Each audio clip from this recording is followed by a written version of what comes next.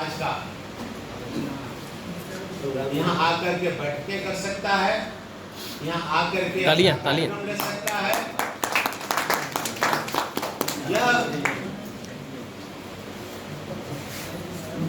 छात्रावास और धर्मशाला अपने सभी चौहान बंधुओं के लिए खुला हुआ है। आप सब लोगों को मालूम है कि गिनती कराने के लिए 3.25 लाख करोड़ की आबादी हम लोग उत्तर प्रदेश में राजनीतिक दलों को गिनाते हैं। मुझे लगता है कि तमाम सांसद, विधायक, मंत्री हमारे समाज से राजनीतिक दलों में गए हैं, उनके पास सरकारी फंड भी मिले, लेकिन आज तक किसी भी एक व्यक्ति ने इस विषय पर कोई चिंता मनन नहीं किया और नहीं इसे इस तरह का कोई निर्माण करने का कार्य शुरू किया। इसलिए हम सभी मध्यम वर्ग के लोगों ने सोचा 1993 में कि चौहान समाज के लोगों के लिए कुछ इस तरह का कार्यक्रम बनाया जाए जो किसी न तो सरकारी विभाग के द्वारा बनाया जाता है, न तो किसी राजनीतिक दल के द्वारा बनाया जाता है, न तो कोई सांसद बनाता है, न तो कोई मंत्री बनाता है।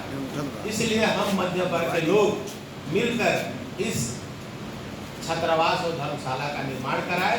और यही नहीं बल्कि महाराष्ट्र में भी है। महाराष्ट्र में 3 लोगों ने हेडक्वार्टर बनाया, चिंतन मनन करने का स्थान बनाया। आप किसी के घर में कितना दिन तक चिंतन मनन बैठ करके समाज का काम कर सकते हैं क्या? कोई भी व्यक्ति आपको अपना घर समाज के कार्यों के लिए उपलब्ध करा सकता है क्या? यह संभव है? संभावना है? क्या आप लोग इस विषय में सोच सकते हैं?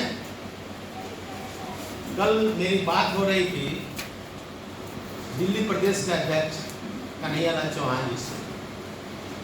रात को सोने का ये हुआ कि कहाँ सोया जाएगा। हमने यहाँ भी व्यवस्था कर दिया था और वहाँ एक गेस्ट हाउस वहाँ व्यवस्था कर दिया था, लेकिन हमारे कन्हैयालाल चौहान जी ने कहा कि साहब मुझे तो सुकून अपने ही घर में है, मैं सोऊंगा और मुक्त रूप से सोऊंगा, ताकि अपने घर में सोने का जो आनंद मिलता है वो दूसरे गेस्ट हाउसों में नहीं मिल पाता। यह सोच लेकर राष्ट्रीय चौहान महासंघ के संस्थापकों ने इस संगठन की स्थापना किया हुआ है। यह संगठन पूर्ण रूप से गैर राजनीतिक संगठन है। हाँ, इस संगठन में सभी राजनीतिक दल के लोगों का समावेश है, क्योंकि वो भी अपने ही समाज से हैं। हम उनको राजनीतिक पार्टी में काम करते हैं इसलिए हम नहीं छोड़ सकते, क्योंकि वो भी हमारे एक अंग है। हमें उनकी आवश्यकता है, उनको हमारी भी आवश्यकता है, इसलिए हम एक दूसरे के पूरक हैं। इसलिए हमारे इस संगठन में सभी दल के लोग शामिल हैं।